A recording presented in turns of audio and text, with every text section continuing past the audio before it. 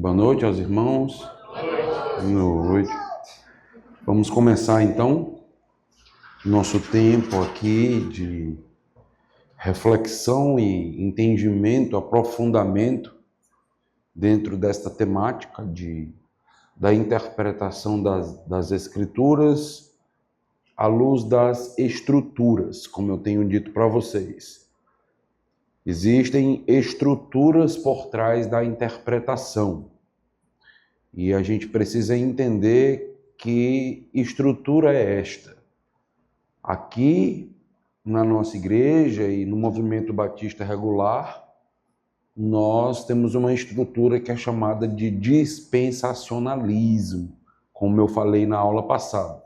Então, o dispensacionalismo é uma estrutura.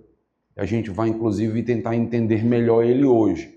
É uma estrutura que me leva a uma interpretação específica das Escrituras. Me dá parâmetros, me dá, então, limites. É como uma bússola norteadora. Vai me dizer, vai me guiar exatamente o caminho, né? Como eu devo ler os textos do Antigo Testamento, como eu devo ler os textos do Novo Testamento, como o quadro geral está sendo construído. Então é isso que a gente vai ver. Se você perdeu a aula passada, então a aula passada está disponível em 2 partes na nossa plataforma. Seria muito importante você assistir a aula passada e entender o que foi trabalhado, entender as bases, o que já foi construído, para que você possa avançar a partir daqui. Se você não assistiu, você assiste a aula hoje, depois você procura aí estas aulas de introdução, que elas são necessárias e importantes para você entender, certo? O tema não é fácil, o tema não é simples, mas é um desafio tentar fazer com que os irmãos entendam por que leem a Bíblia assim. Então, não basta simplesmente dizer, nós temos essa e esta doutrina, mas qual é a nossa hermenêutica? Qual é a nossa forma de interpretar? Por que interpretamos desta forma? E isto não é tão trabalhado e não é tão falado nas igrejas, mas os membros das igrejas precisam compreender a sua identidade, precisam saber exatamente aquilo que molda a teologia deles. É o que eu estou tentando mostrar para vocês. Então, hoje nós vamos falar sobre os elementos-chave na linha histórica do dispensacionalismo. Quando a gente fala de dispensacionalismo, existem alguns elementos que eles são importantes e que são norteadores na nossa interpretação. Antes de apresentar, então, esses princípios, nós precisamos ter uma compreensão básica da visão de uma maneira mais geral. Então, do que a gente chama de grade narrativa das Escrituras, o quadro, o mapa das Escrituras que o dispensacionalismo vai promover. Então, o dispensacionalismo, ele tenta capturar para nós todas as dimensões da história bíblica. Ele tenta fazer uma amarração entre o primeiro livro da Bíblia e as demais literaturas, as demais construções teológicas, até o livro de Apocalipse. Então, enquanto o sistema da teologia que nós conhecemos, por exemplo, como teologia da aliança, teologia do pacto, que é a hermenêutica dos reformados, é a teologia da Confissão de Westminster, João Calvino, tão conhecido, foca principalmente na salvação individual, em questões basicamente e puramente espirituais. O dispensacionalismo, ele tem um foco maior, ele tem um foco mais abrangente na maneira de construir o quadro. Ele vai englobar a criação de Deus e o propósito do reino. Então, dentro desta perspectiva maior do dispensacionalismo, então o assunto reino, ele é essencial. ele é importante. Criação, nova criação, os avanços desde o Éden até o novo céu e nova terra, então dentro do que a gente chama de governo de Deus, providência de Deus através do seu governo mediado, como nós vamos falar. Então, em defesa do dispensacionalismo, Mark Schneeberger, ele vai observar o seguinte: existe mais na Bíblia do que uma mera história redentora. Ou seja, a Bíblia ela não é meramente a história da salvação. Por bastante tempo se trabalhou dessa forma. Então existe até um termo técnico em alemão para isso, a Heilsgeschichte. Então, que é a história da salvação nas Escrituras. Mas o dispensacionalismo, desde Charles Hayre, que é um nome importante dentro do que a gente chama de dispensacionalismo, já falava que o plano de Deus, ele não visava apenas a salvação, mas a glória de Deus. Ele já tinha algo bem maior aí em mente. E os demais teóricos do dispensacionalismo têm chegado a esta conclusão de que o dispensacionalismo ele engloba outros elementos. A Bíblia é a história do governo de Deus, tanto quanto é uma história dos seus atos salvadores. Então, à medida que a gente lê as Escrituras, nós não nos preocupamos apenas com o homem que caiu e será redimido. Nós vamos ver muitos detalhes de como Deus governa, do reino de Deus manifesto em cada momento. Então, como o reino de Deus estava sendo manifesto no Antigo Testamento, em uma determinada dispensação, como Deus governou o mundo, e como esse governo, como esse reino, ele vai sendo construído, ele vai sendo trabalhado à medida que as dispensações avançam. Então a gente vai conhecer, meus irmãos, os principais elementos para que a gente possa entender o enredo da Bíblia à luz do dispensacionalismo. Então, o conceito do dispensacionalismo ele é vasto. Eu vou buscar aqui os elementos em que normalmente os teóricos estão de acordo. Porque até quando a gente fala de dispensacionalismo, existe mais de um. Mas existem alguns elementos que basicamente todos os dispensacionalistas concordam e que eu não posso abrir mão dele, porque caso eu não concorde com um distintivo, uma base do dispensacionalismo, eu estou correndo o risco de não ser mais chamado de dispensacionalismo, de não ser reconhecido como um dispensacionalista. Então, primeiro elemento-chave é esse: a necessidade e a centralidade de um reino mediador terreno de Deus. Então, é o governo de Deus por mediação durante a sua história. Então, o dispensacionalista entende que o tema reino de Deus, ele é muito relevante e já começa em Gênesis, como nós vamos ver, e tem a sua conclusão no livro de Apocalipse. Então, o reino de Deus na Terra é central para a teologia dispensacionalista. Para alguns desses dispensacionalistas, como é o caso do Vlach, o reino de Deus é o tema central da Bíblia. Então é este livro aqui, ó. Ele reinará para sempre, uma teologia bíblica do reino de Deus. Este livro aqui tem esta base. Qual é a ideia do autor deste livro, que é um dispensacionalista e muito valioso e muito importante na construção do nosso pensamento e interpretação? A base desse livro é esse reino mediado que começa em Gênesis e ele vai se manifestando durante as dispensações. Então, o que nós estaríamos olhando ou buscando à medida que a gente lê a Bíblia? A manifestação deste reino de Deus. Então, Vlach vai trabalhar o reino de Deus de Gênesis a Apocalipse. nessa obra. É uma obra prefaciada pelo John MacArthur, é uma obra muito importante, foi publicada pela editora Peregrino, que é uma editora nossa, e que eu acredito que se você deseja aprofundar nesse conceito, esta obra aqui ela é necessária, inclusive é livro-texto nos estudos do Seminário Batista do Cariri, este livro.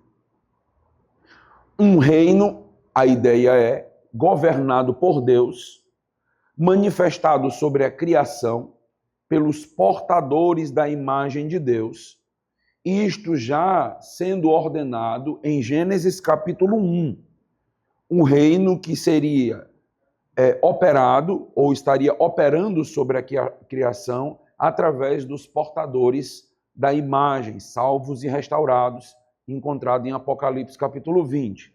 O que nós estamos vendo aqui é que quando Deus cria o mundo e descreve que o homem é a sua imagem e semelhança, e coloca sobre ele a responsabilidade de governar, coloca sobre ele a responsabilidade de dominar os animais, esta é uma responsabilidade real. Real no sentido de realeza. É uma responsabilidade de reino. Então ele se torna um corregente de Deus. Ele está nesse mundo para mediar o reino. Então Deus criou um mundo natural e coloca aqui um representante. O Andreas Kostenberg, ele é um autor também bastante conhecido na teologia, ele fala que era muito comum, dentro daquele contexto em que Moisés está escrevendo, a existência de imagens criadas que davam a impressão para todas as pessoas de que o governo físico que existia ali, o governante daquele império, estaria em todos os lugares. Então seria a presença, por exemplo, de bustos nas praças. Então quando você chega, você não vê ali, né, o busto de alguém famoso, alguém importante. Então eles criavam essas imagens, por exemplo, de Faraó e de outros líderes, e todos os domínios eles existiam essas imagens para demarcar então o governo de Faraó. Então Deus, ele cria um homem, e ao criar o homem, ele então está demarcando o seu governo pelo mundo. Então é o mesmo efeito do que estava acontecendo com as imagens, mas o homem, ele está muito além de uma imagem de escultura, né? Então o homem, ele representaria Deus, sendo um Deus vivo, representado por um governante vivo, e que tinha a responsabilidade do reino. Isso começa aí em Gênesis e vai até Apocalipse. Quando nós temos um tema que ele inicia em determinado início, ou de um livro, ou de uma sessão, ou da Bíblia, e ele vai até o final, nós chamamos isso de inclusio. Então, o que é um inclusio? O inclusio é esse efeito estilístico literário em que o mesmo tema ele inicia e termina uma sessão. Isso é muito comum, por exemplo, nos salmos. Tem salmos que começam de uma maneira e terminam exatamente da mesma maneira. No meio disso aqui, você vai ter o desdobramento, o desenvolvimento temático. Então, o reino, ele é um inclusio temático. Começa com o governo do homem sobre a criação, sobre a natureza, em Gênesis, e quando nós chegamos em Apocalipse, nós temos novamente a menção do reino. E durante toda a história bíblica, o que nós teríamos? O desenvolvimento do reino até o livro de Apocalipse, começando ali pelo homem no Éden, depois o homem caído, a esperança do descendente, a chegada de Jesus Cristo e até a consumação em que nós reinaremos com ele.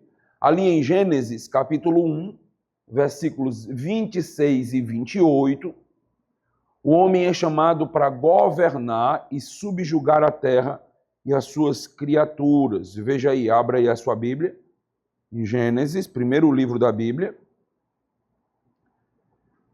capítulo 1, Versículo 26.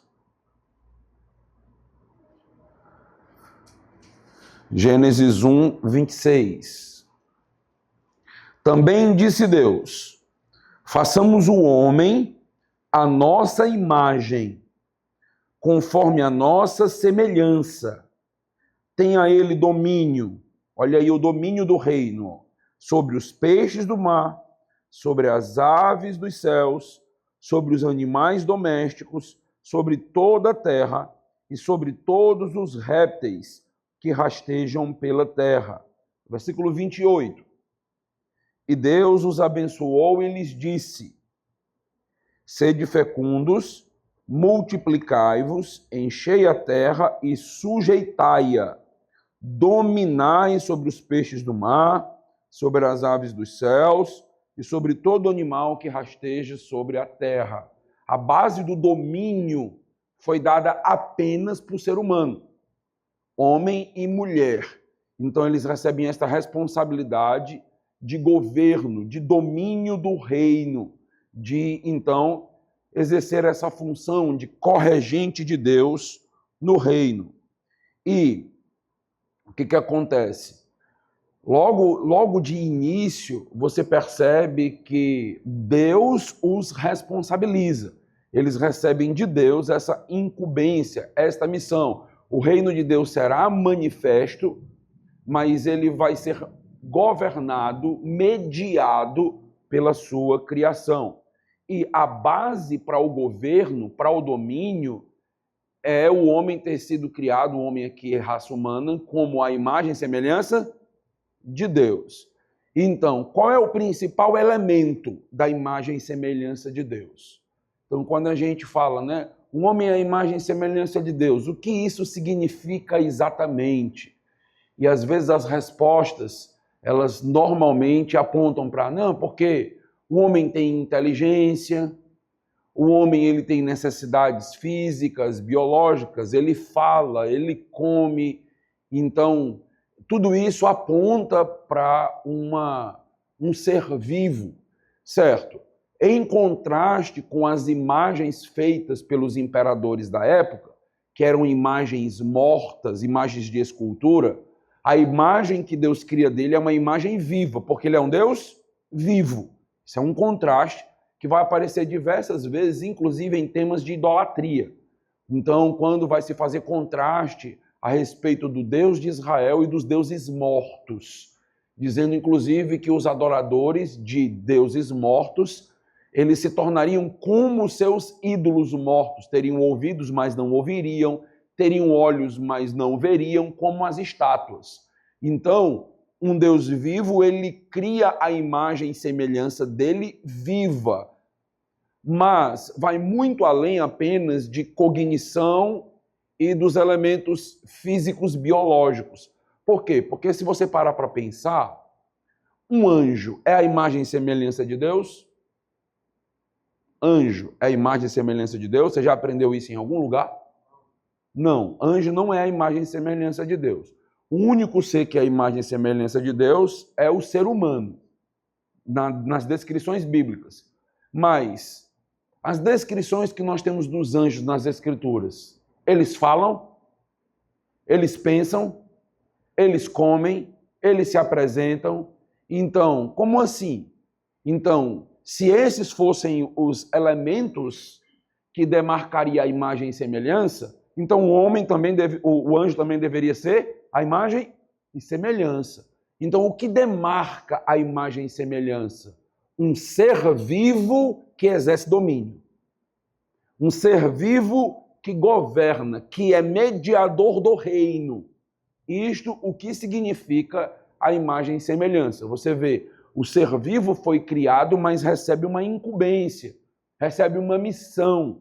E ele foi capacitado por Deus, a sua própria inteligência, cognição, emoções, afetividade, tudo que foi dado para ele foi para que ele conseguisse cumprir a sua missão de dominar, de governar, de multiplicar, de encher a terra. Então, o reino inicia nas Escrituras a partir do capítulo 1 de Gênesis. Então, quando você ouve falar sobre reino de Deus, O reino começa aqui.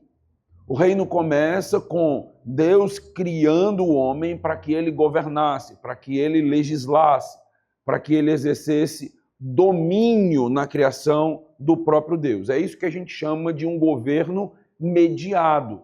É isso que a gente chama de reino mediador de Deus. Existe um mediador, Deus usa, instrumentaliza alguém para governar.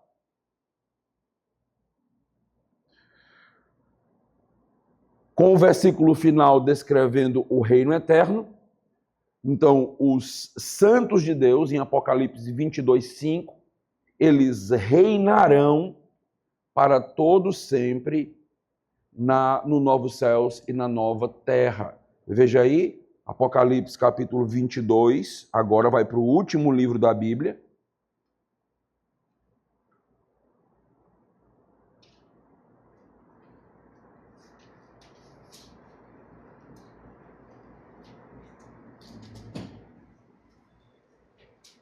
Então já não haverá noite, nem precisam eles de luz de candeia, nem da luz do sol, porque o Senhor Deus brilhará sobre eles e reinarão pelos séculos dos séculos. Quem reinará? Somente Deus? Não. Veja que o povo de Deus estará reinando juntamente com ele. Nós falamos de reino de Deus, mas Deus nos criou o ser humano para reinar, criou o ser humano para governar, criou o ser humano para exercer domínio. Isto no Éden, e quando nós chegamos no último livro de Apocalipse, mais uma vez, nós somos lembrados dessa missão, de que estaremos reinando com Cristo por toda a eternidade. Nós fomos criados à imagem e semelhança dele, e por toda a eternidade nós estaremos cumprindo, então, esta incumbência de reinar. De acordo, então, com o que a gente chama de dispensacionalismo, Deus está buscando um reino terrestre multiétnico, com muitas etnias diferentes, e multinacional, caracterizado por retidão e justiça. Então, o avanço que nós percebemos nas Escrituras é justamente em busca deste reino terrestre, que ele vai muito além de um reino local, vai muito além de um contexto nacional judaico, por exemplo, e ele engloba pessoas de toda raça, tribo, língua e nações. Então, o conceito de reino, ele vai se estendendo, ele vai crescendo, a gente vai compreendendo cada vez mais e melhor o conceito de reino a partir do momento que a gente vai lendo as Escrituras, e ele vai se desenvolvendo, se desdobrando. É uma metanarrativa nas Escrituras, é um tema que começa em Gênesis, encerra em Apocalipse, e todo o meio da Bíblia é o desdobramento, é o desenvolvimento e a manifestação desse reino. Em Gênesis 1, 26 e 28, nós temos aí esse texto como sendo fundamental para a teologia dispensacional, porque é o pontapé inicial para o entendimento de reino. É a primeira passagem que demarca, então, o reino de Deus na terra mediado. Adão, como representante da humanidade, ele recebe a incumbência de encher a terra, governar, sujeitar. Então, ele seria o co-governante. Então, ele estaria sendo o mediador de Deus no seu reino, na sua criação na terra. Isto é o que a gente chama na teologia de mandato do reino mediador. Se você ouvir falar sobre isso alguma vez, sobre o reino mediador, é que se trata do reino de Deus, que ele reina nesse mundo por mediação. Ele reina nesse mundo, por exemplo, através de Adão e Eva, ali naquele início, dando a Adão e Eva a missão, a incumbência de governar. E à medida que a Bíblia vai se desenvolvendo, este reino ele também vai ganhando repercussões. chega um momento, por exemplo, que a gente não fala mais desse reino de uma maneira tão geral. A gente vai falar agora de um reino davídico. Então, o conceito de reino, ele vai afunilando. Então, a gente vai falar de um reino para Israel, um reino davídico, um reino em que o rei governará do trono de Davi. São desdobramentos desse rei, a gente vai entendendo. Lembra que na semana passada eu mostrei os desdobramentos do descendente. Começando ali em Gênesis, fui mostrando. O reino também funciona exatamente dessa forma. Você tem esse desdobramento do reino que começa em Gênesis 1, com esta missão de governar, e depois você vai vendo este desenvolvimento durante toda a Escritura, até que nós tenhamos uma grande expectativa da chegada do rei para inaugurar o reino final, que seria Jesus Cristo. Então, a expectativa do próprio judeu, do povo judeu, de que Jesus Cristo viria para inaugurar um reino físico, terrestre. Então, uma expectativa de que esse reino vai chegar, de que esse reino vai acontecer, é o desdobramento aqui das Escrituras. Essa expectativa existia mesmo antes do pecado e da necessidade de salvação. Nós estamos falando de Gênesis 1, 26 e 28. A queda já aconteceu em Gênesis 1, 26 e 28? O homem já desobedeceu? Não, a queda não aconteceu ainda, mas já existe o reino. Então, já existe o conceito de reino. Então, veja que o conceito de reino ele é mais amplo, ele é mais largo do que o conceito de salvação. Salvação está contido no projeto reino, mas salvação não é o tema que seria sinônimo de reino. O reino começa antes aqui do plano, né, de Deus resgatar o homem pecador, de Deus salvar o homem. Ele começa aqui no Éden. Então, o dispensacionalista, ele começa a falar do reino a partir daqui. Os propósitos de Deus e o destino geral do homem, a sua criação, são mais profundos do que a salvação humana individual, por mais importante que seja. Então, nós entendemos o valor da salvação, entendemos como este tema ele é importantíssimo para o ser humano, mas o dispensacionalista, ele entende que o quadro ele é maior. Ele entende que a história da redenção é um fio dentro desse quadro.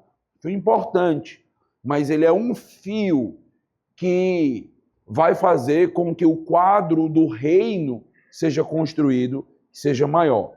Quando o homem peca, por exemplo, ali em Gênesis, capítulo de número 3, a necessidade de salvação surgirá. Então, a necessidade de salvação nas Escrituras, ela só surge a partir da queda, a partir de Gênesis, capítulo de número 3. Mas a redenção, ela não é a metanarrativa temática das Escrituras. E sua importância opera debaixo, sob os planos do reino de Deus. Então, o dispensacionalista, ele não entende que a metanarrativa das Escrituras, essa linha que amarra todos os textos bíblicos, é a história da salvação. Ele entende que é a história do reino, é o reino de Deus mediado que vai glorificá-lo. Então, se volta para a glória de Deus e que a história da redenção, ela vai acontecer dentro deste plano maior. O propósito final de Deus para o homem não é apenas ser salvo, mas o propósito para o homem é governar a criação de Deus para a sua glória. É o que vai acontecer lá no final. Quando a gente chega lá em Apocalipse 22:5, o que é dito a respeito do homem?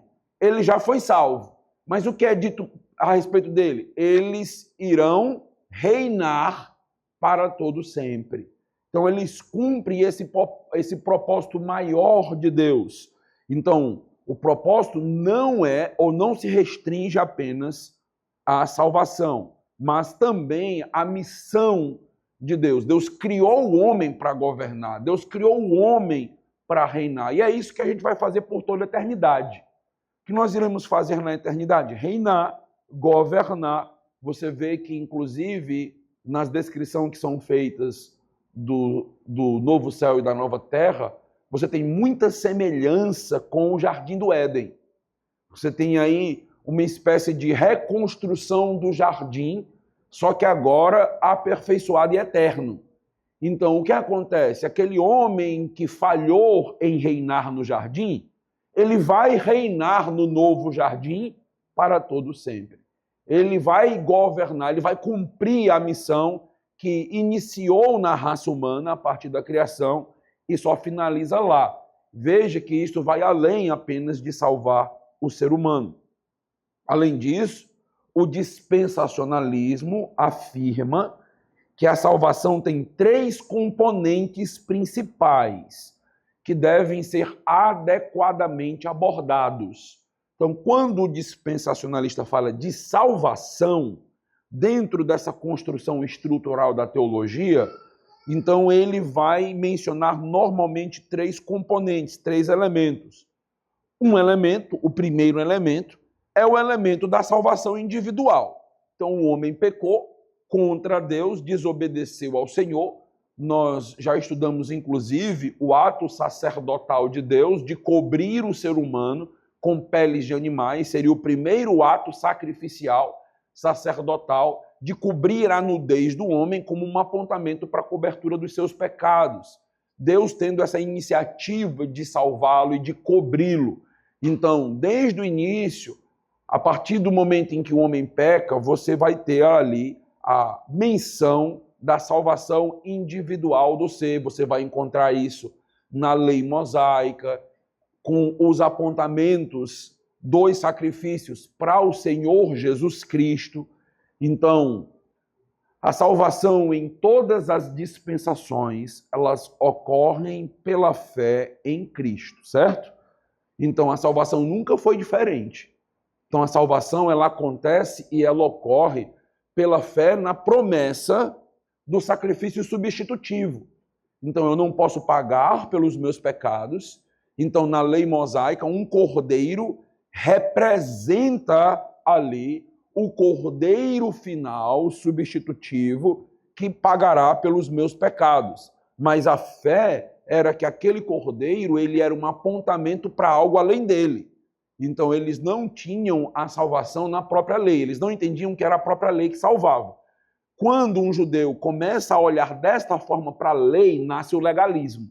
O que é o legalismo? É a salvação pelo cumprimento da lei. Como se a lei fosse um fim em si mesma. Como se a própria lei fosse capaz de promover a salvação. Mas a lei é um apontamento. A lei, ela demarca os nossos pecados. A lei nos mata, porque nós olhamos para a lei como uma espécie de espelho, é o que Romanos vai dizer. E ao contemplar aquele espelho, nós vemos os nossos pecados e percebemos a necessidade que nós temos de um Salvador. Percebemos que nós não conseguimos cumprir a lei. Percebemos que a lei nos condena. E se a lei nos condena, então não há meio de salvação na própria lei. Então a lei, ela aponta para algo além dela. Então a lei, ela não é um fim em si mesma. A lei, ela aponta para Cristo. Então a salvação era em Cristo. O próprio sacrifício de Jesus Cristo, representado ali por Deus na roupa que foi confeccionada para cobrir a nudez, era também um apontamento para as vestiduras brancas que seriam alvejadas pelo sangue do Cordeiro. Era algo além. Então eram sempre apontamentos que então existiam. Então esse é o primeiro âmbito da salvação para o dispensacionalista. Segundo âmbito, a salvação se estende à restauração de etnias, nações e sociedade. Então, quando a Bíblia ela trata a respeito da salvação, ela trata no sentido individual e ela também fala de uma salvação corporativa. ela fala então da restauração de nações, sociedades. E por isso que você vai ver tantas vezes esse tipo de menção nas Escrituras, da presença das nações. Então, os irmãos lembram que a própria promessa e o pacto, a aliança feita ali com Abraão e a promessa, era que ele fosse bênção para todas as nações. Então veja que no plano de Deus, lembra que eu falei na semana passada, que quando estava sendo prometido para Abraão que a sua descendência seria bênção para as nações, Paulo vai dizer em Gálatas que a promessa não é a respeito da descendência, mas do descendente, que em Jesus Cristo nós teríamos bênção para todas as nações. E aí você vai ter uma ênfase várias vezes aparecendo nas Escrituras da restauração das nações. Então, alguns textos, para que a gente só possa ter uma ideia. Vai para Isaías 19.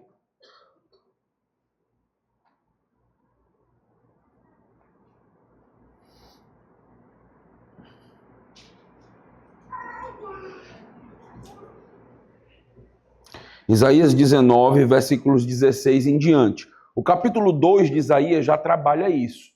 Depois, se vocês quiserem ler com calma, vocês podem ver. Olha aí o capítulo 19, versículo 16. Naquele dia, os egípcios serão como mulheres, tremerão e temerão, ao levantar-se da mão do Senhor dos Exércitos, que ele agitará contra eles. A terra de Judá será espanto para o Egito. Todo aquele que dela se lembrar encher-se-á de pavor por causa do propósito do Senhor dos Exércitos, do que determinou contra eles.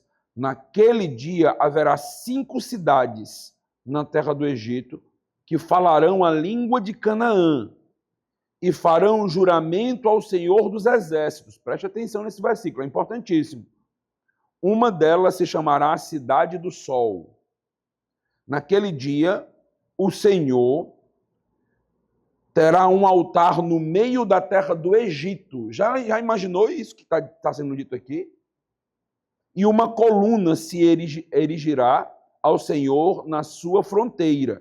Servirá de sinal e de testemunho ao Senhor dos Exércitos na terra do Egito.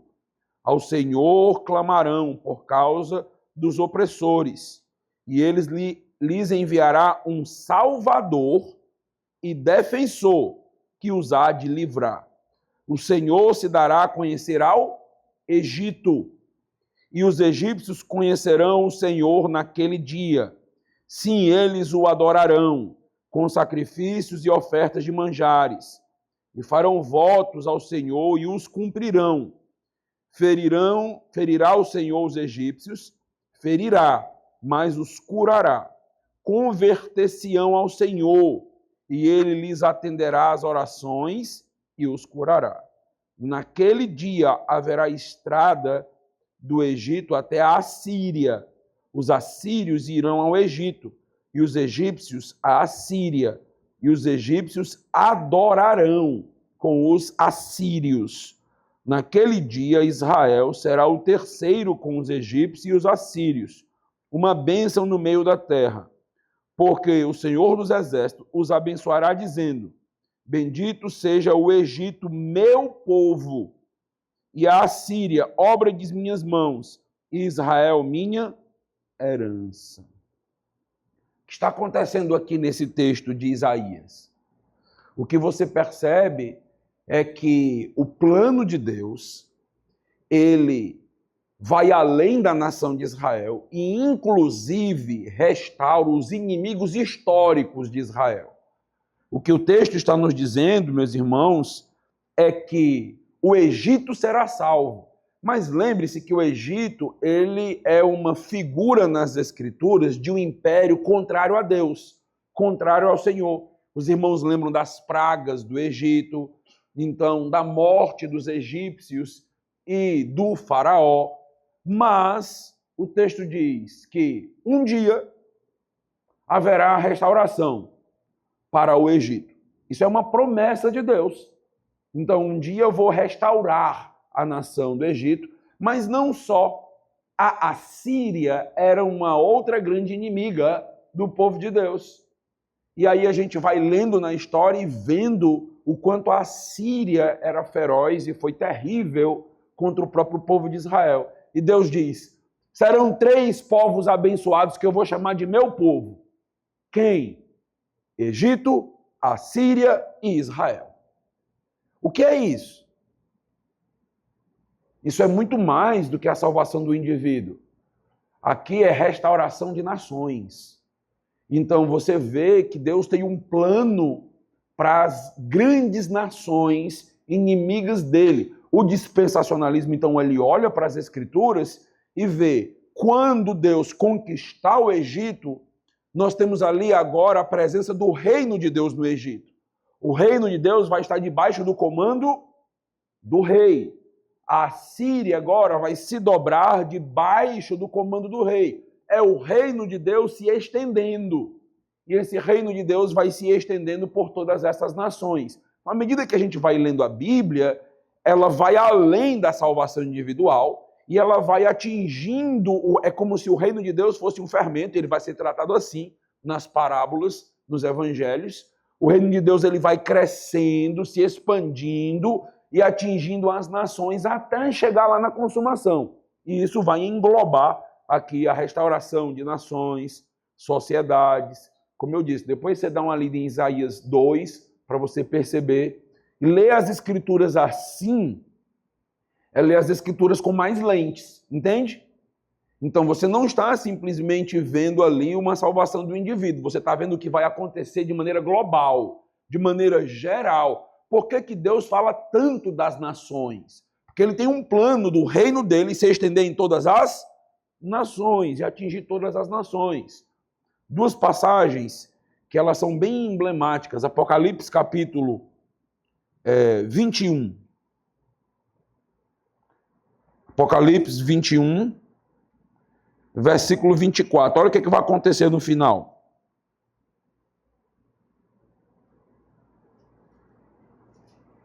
Estamos falando do novo céu e da nova terra. Estamos falando agora do estado eterno. E olha o que é que existe no estado eterno, pessoal. Apocalipse 21, 24. As nações andarão mediante a sua luz, e os reis da terra lhe trazem a sua glória. Que é isso? A restauração das nações.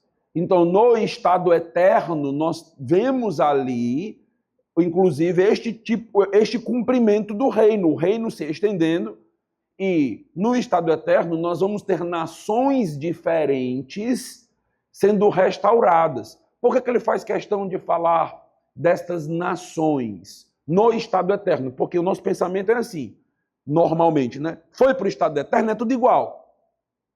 Não é assim, inaugurou o estado eterno, né? Novo céu e nova terra. Está todo mundo salvo lá, então pronto. Então não vai mais contar, não tem mais necessidade nenhuma de falar de nações diferentes. Não é verdade? Qual seria essa necessidade? Existe a necessidade. Por quê? Por causa da promessa do reino. O reino de Deus se estende e a gente aguarda e espera que ele seja cumprido em todas as nações. Então essa é a perspectiva do dispensacionalista. Veja aí o capítulo 22 de Apocalipse, versículo 2. No meio da praça, da sua praça, de uma e de outra margem do rio, está a árvore da vida, que produz 12 frutos, dando o seu fruto de mês em mês. E as folhas da árvore são para as curas dos povos, etnias, nações, mais uma vez sendo mencionada. Então, o reino de Deus, ele se estende e ele só se consuma para nós no estado eterno. Então, na perspectiva dispensacionalista, não é apenas salvou o indivíduo, o plano de Deus foi concretizado e acabou. Não, é salvação do indivíduo, é restauração das nações, fazendo com que todas as nações se tornem povo de Deus e adore a Deus, fazendo com que todos os inimigos da terra se dobrem diante do Senhor, reconheçam e o adorem, até mesmo os inimigos clássicos e históricos da nação de Israel, isso vai acontecer. E o terceiro elemento, a salvação se estende à cura de toda a criação. Então, não mais nações, mas a Bíblia fala do que a gente chama de salvação cósmica. Então, você tem salvação individual, você tem a salvação coletiva e você tem o que a gente chama aqui de salvação cósmica. O próprio cosmos vai passar também por um processo de restauração. Então a gente vê isso em alguns textos. Isaías, capítulo 11, por exemplo. Volta lá para o texto de Isaías.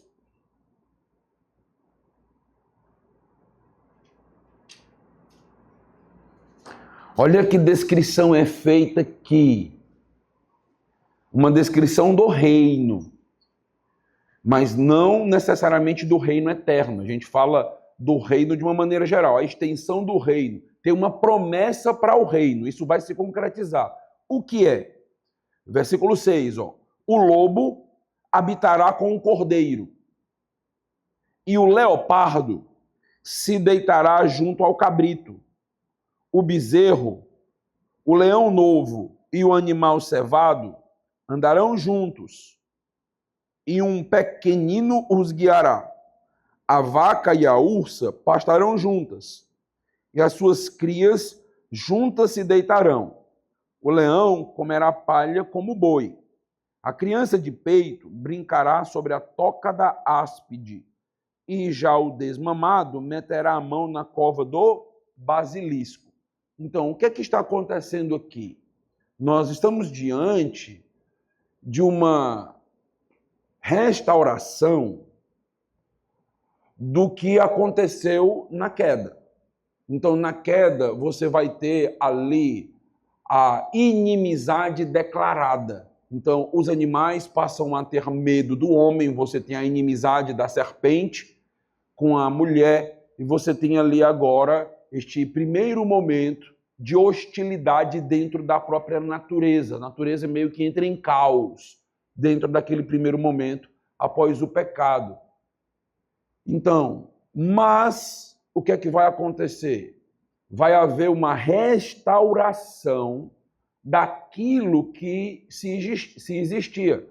Então, você pensar hoje em colocar uma ovelha com um leão no mesmo local, por conta da cadeia alimentar, você já sabe o que é que vai acontecer.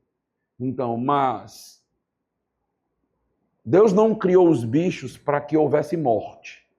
A morte entrou no mundo por causa do pecado. Não existia cadeia alimentar no Éden. Cadeia alimentar é a providência de Deus no mundo para que o mundo continue minimamente ordeiro. Para que o mundo não se destrua e entre em colapso. Então, Deus tem suas bênçãos pós-queda. E aí você vai ter um certo ordenamento, que é estudado inclusive na biologia, essa cadeia alimentar que existe aí. Mas não se existia isso antes. Quando Deus criou os animais, ele não criou um animal para matar o outro. Ele não criou um animal para atacar o outro. Esse instinto de morte que existe nos animais é resultado do pecado. É por isso que você não pode brincar com o leão. Por isso que você não pode estar ali com os animais selvagens. Mas lembra que lá no Éden, Adão não tinha nenhum problema com os animais que foram criados, tanto os selváticos quanto os domésticos. Pelo contrário, ele inclusive deu nome a todos os animais, falando do relacionamento que existia dele com os animais.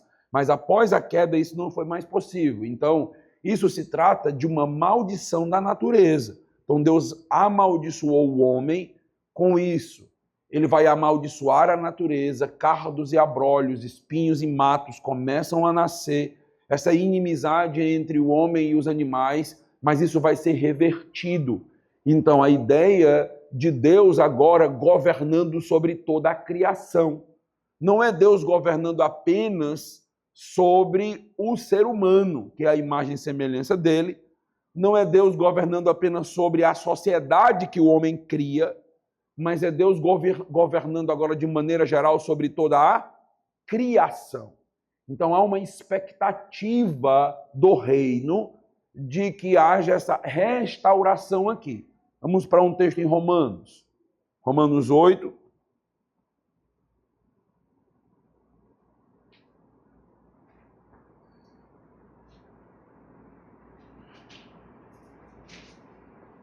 Versículos 19 em diante.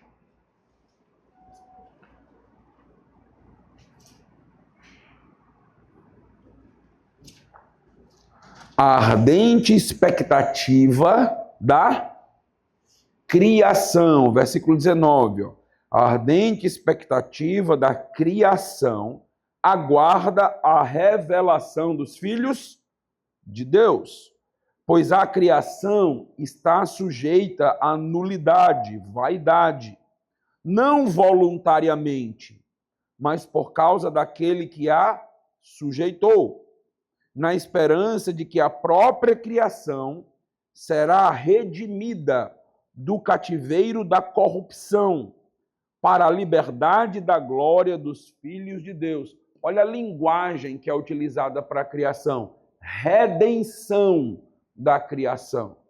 A criação aguarda o momento em que Deus irá, após tratar com o povo de Deus, ele agora vai tratar e vai renovar toda a criação. Então, na perspectiva do reino de Deus, ao falar de salvação, você precisa ter pelo menos esses 3 elementos na sua cabeça. Se você entender que a linha de amarração das Escrituras é apenas a salvação individual do homem, você perde de vista o quadro geral. Não é o intento de Deus apenas este. O intento de Deus é salvar o homem, é restaurar as nações, fazendo com que o reino dele se estenda e também redimir a criação, fazendo com que o reino dele volte a ser sobre tudo e sobre todos, como era no Éden. Então, colocando tudo debaixo deste seu reino, que será um reino mediado também pelo homem. Nós já vimos que o povo de Deus irá governar, né? Irá reinar. Vai ser o povo da mediação do reino. Enquanto alguns sistemas focam principalmente na salvação individual, na salvação do homem, o dispensacionalismo também enfatiza a salvação ou restauração de nações, sociedade e restauração da criação. Então, está percebendo que a nossa teologia, a nossa estrutura, ela abarca muita coisa.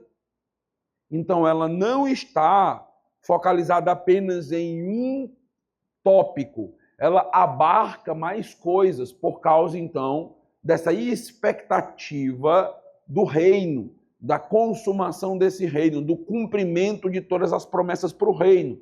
E quando nós falamos de cumprimento das promessas do reino, nós falamos da promessa nesses 3 âmbitos que eu acabei de mencionar aqui. Assim, um reino governando sobre a criação pelo homem para a glória de Deus está no cerne do que Deus está buscando, de acordo com o dispensacionalista. Então veja, um reino governando sobre a criação pelo homem para a glória de Deus. Então, o dispensacionalismo entende que quando a gente está em busca da temática do desenvolvimento das Escrituras, é isto aqui que nós vamos perceber. Nós vamos perceber o reino de Deus se evidenciando e em busca desse reino final que glorificará a Deus e que se estenderá. Adão falhou na tarefa do reino dentro dessa primeira dispensação, que é chamada de dispensação adâmica. que seria ali o primeiro momento dentro do Éden, ali quando ele recebeu a incumbência de, inclusive, dominar e submeter os animais. Só que o que é que acontece no Éden? Se você parar para perceber, você tem ali a missão do reino. Adão e Eva, eles precisavam governar e dominar sobre a criação e subjugar os animais. Mas o que acontece no Éden? Uma inversão. Quem domina sobre quem? A serpente dominou sobre o ser humano. Então você vê que acontece uma desordem, é o que o pecado faz. O reino já não está funcionando da maneira que deveria. Então o reino, ele foi criado para que o homem pudesse subjugar a criação. E aí, o autor faz questão de mencionar uma serpente. E que no livro de Apocalipse vai dizer que a antiga serpente é o dragão, é Satanás. Pronto. Então, o que é que acontece ali? Você tem um inimigo do reino aparecendo ali, subvertendo as ordens do reino, fazendo com que o reino ele entre em colapso. Esse reino entra em colapso. Por quê? Porque a mulher dá ouvidos ao animal quando ela deveria dominar o animal. Ela não foi chamada para isso? Não era a missão? Governar e submeter? Mas ela foi dominada pela serpente naquele momento. E o marido, que deveria estar liderando a sua esposa, o que é que acontece? Ele foi liderado pela esposa. Ele dá ouvidos à esposa. Então, a Eva dá ouvidos à serpente na contramão do que o grande rei já tinha dito. Então, eles já tinham as ordens do reino. Mas ali você vê a primeira rebelião, ela dá ouvidos a uma voz que não é a voz de Deus e se dá mal. Todas as vezes que a gente dá ouvidos a uma voz que não é a voz de Deus, a gente entra em rebelião. É onde acontece o caos, não só no reino, mas na nossa vida.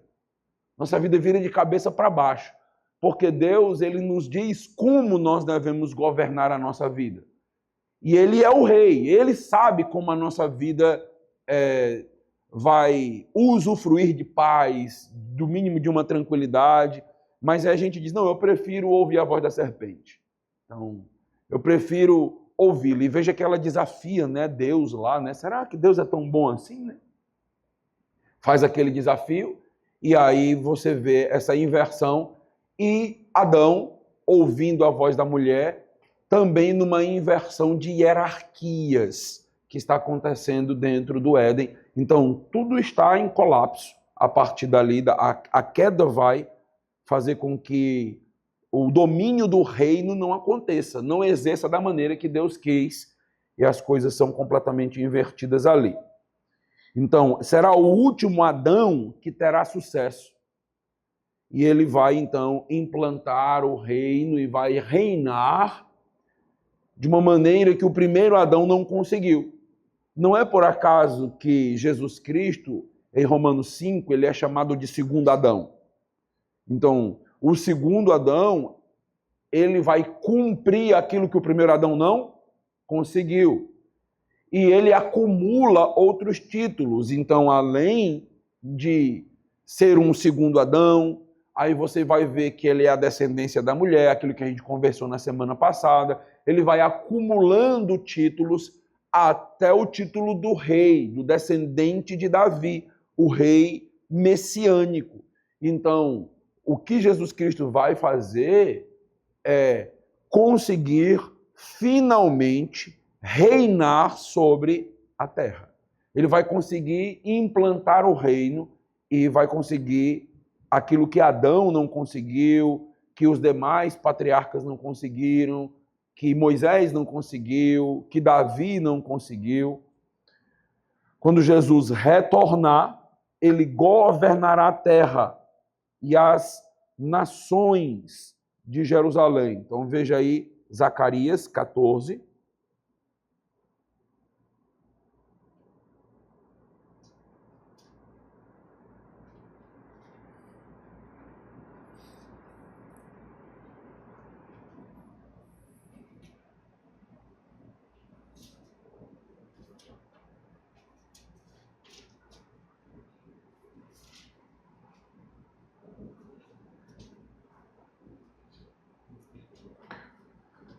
veja o reinado cósmico de Jesus. Olha o versículo 9.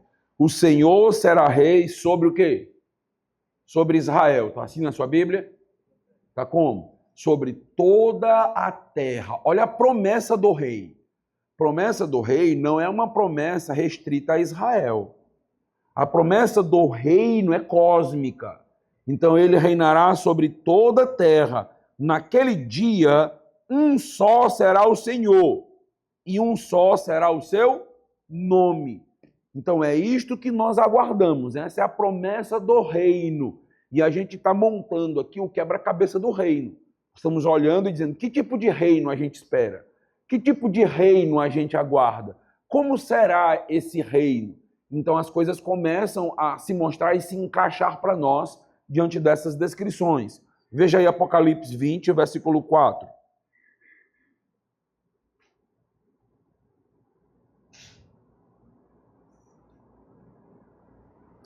Vi também tronos, e nestes sentaram-se aqueles aos quais foi dada a autoridade de julgar.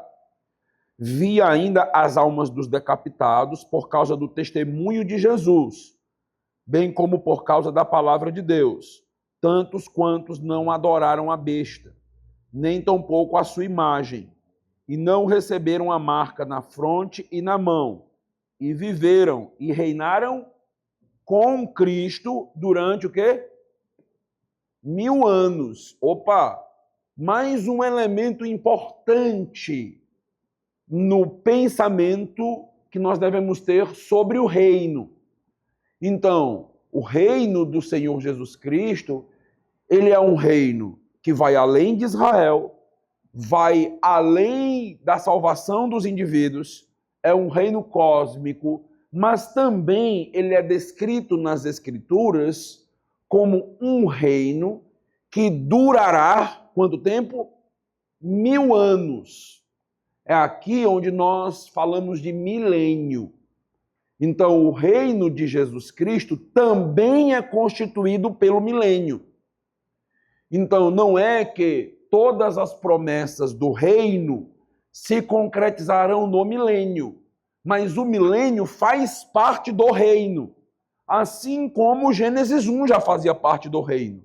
Então, o reino de Deus está se expandindo. Algumas coisas vão se concretizar no milênio, outras coisas no estado eterno, que será o reino eterno. Então, mas você tem a Bíblia falando de um reino de 1000 anos. Então, é uma caracterização do próprio reino do Senhor Jesus Cristo. Ele vai também compartilhar o seu governo com os seus santos. A gente viu que nós governaremos com ele. Aqui no próprio texto de Apocalipse 24, então a promessa é que nós estaremos governando com ele. Então, de que nós estaremos reinando com ele. Tem outras passagens que você pode ver depois, Apocalipse capítulo 5, versículo 10, e também Mateus capítulo 19, versículos 28 a 30.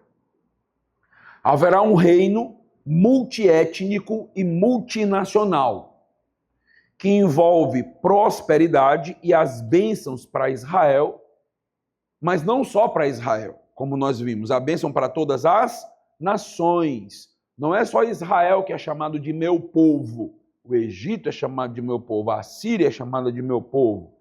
Isto é mais do que apenas uma questão escatológica. Então, isto, para o dispensacionalismo, é o enredo bíblico, é a construção de Gênesis a Apocalipse, é o desenvolvimento da história.